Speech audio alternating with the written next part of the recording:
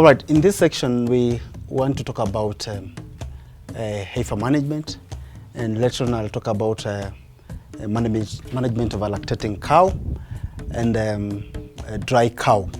But to start with, heifers also require a lot of attention when managing them, because this is the animal that you're preparing into a production life for milk.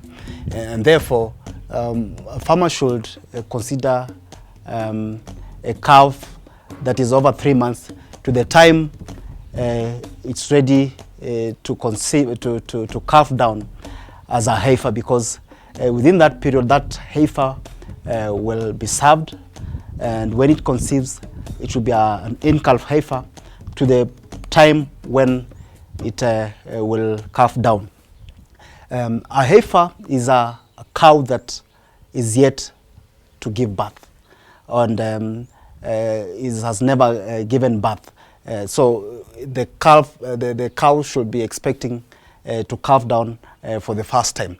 So proper management and feeding and care should be taken into consideration, because this is the foundation of the cow, and when it is well bred, that means with proper care and management, that will translate into the other coming subsequent lactations. Let's talk about feeding heifer. And farmers should always take note that this is the time when the cow is expected to grow at a faster rate, to add weight and size and frame of the cow within the shortest time possible, with the right feed given and allocated to them. During this period, the concentration is on growth and maintenance. Growth meaning giving the cow enough feeds to help it grow, and these mostly come from proteins. And maintenance meaning that the cow should be fed on feeds that will help in maintaining the body, besides looking at the health of the animal and giving the right care to the cow. During this period, the cow may not require lots of minerals, but it is always advisable that when giving the animals the feeds, you will balance with enough energy feeds to help the cow grow strong, and it builds the body of the animal, and also proteins to help in accelerating the growth. It is important not to leave out the other supplements and minerals to help in making the cow protect itself from other diseases. We'll talk about the growth rate. It's expected that during this period, the cow adds from between 0.5 to 0.7 kilograms per day. So if we expect to serve the animal at the required age, if it was a Holstein Friesian and we want to serve the animal when it attains 300 kilograms, then we must watch on the proper diet that this cow is supposed to be fed on to attain that weight within the required months before being served. Now let's talk about the cow that is in lactation. This is the cow which is in production, and this is where the real results of the cow and the objectives of the farm are, because it is when you see a cow producing milk is when you will be able to work hard and determine the potential of the cow, and also plan for the cows in future generations and in future lactations. So proper care and management is an issue to be highly considered. There are different management issues that need to be looked at for a cow that is lactating, from the early stage to the mid stage and to the late stage of the lactation. They should transit over across the lactation by ensuring that the cow is given the right feeds to sustain it through the time it's in lactation.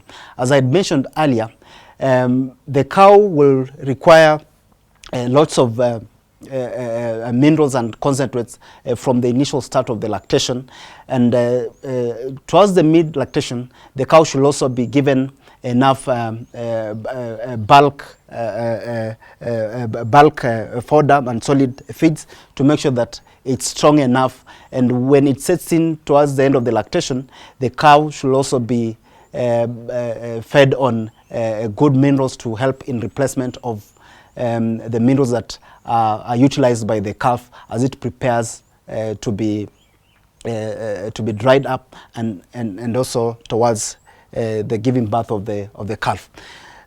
Proper management and feeding will ensure that the cow comes on heat at the right time, and since we expect that within the first 2 to 3 months the cow will have regained the strength and it should be ready to be served. So with good feeding, this will accelerate that process, and the cow will get on heat within the required time to be able to carry the calf towards the lactation period. One other thing we need to look at under feeding is the proportions of what need to be given to a lactating cow. On average, the concentrates that need to be given to a cow that is being milked should be the ratio of 2% of the body weight. So this will average to about 4 to 6 kilograms of concentrates per day. And these concentrates comprise of a number of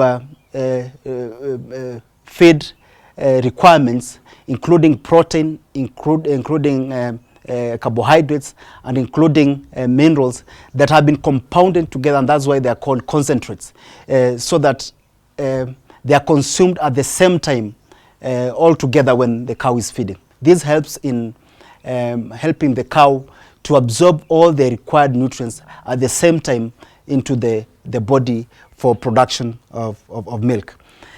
Dry matter is also important, and on a very standard scale, an animal should be fed from between 15 to 17 kilograms of dry matter. This accounts to about 20% of the total body weight. So always the farmer will feed the animal based on the weight of the animal, and most farmers will determine the weight of the animal from the size of the animal. So that will help in allocating the right quantities of feeds to the cow. Minerals such as salt should also not be left outside the feeding program for the cows, and should always be included and always available for the cow to consume. Water is also very important, because we know that 80% of the milk produced is comprised of water, and therefore animals in milk should be fed and be given enough water at all times. Water points should be available and should be easily accessed by the cows throughout the day, and this water should also be clean and free from contamination and other external impurities. Now let's also focus on the effect of concentrates on milk production. Different cows require different concentrate proportions to translate to the required amount of milk that need to be produced.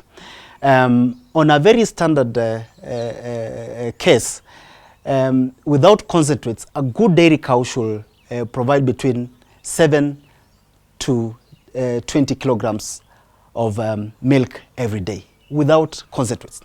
And the introduction of concentrates is to boost the level of production of milk per liter, depending on the amount of concentrates that are given or allocated to the cow. Different breeds have different variations. For instance, for horse and Friesian, for it to produce 1 kilogram of milk, or 1 kg of milk, for a high yield that is producing over 30 kilograms, it only needs about 2 kilos of concentrate feeds to translate to 1 additional kg of milk to be produced. But for the low yielders, they will need about 4 kilograms of concentrate to be able to add on a kilo of milk to the entire production that is expected. So different breeds have different requirements, and this is what the farmer also needs to understand to properly allocate the feeds according to the expected production. Now let's talk about the dry cow management.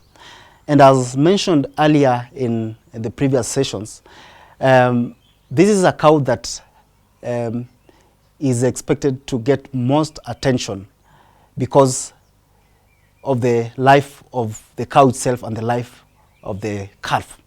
So proper care and proper feeding should be given to the cow. Remember that at this point, the cow requires a lot of supplementations, especially the minerals. It also requires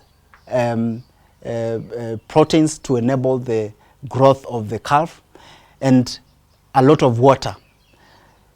During this period, the cow should be allowed to rest, and most time because she will be strained when they move from one point to another, and should be given enough attention to help the development of the rumen, and also to prepare the cow from giving birth.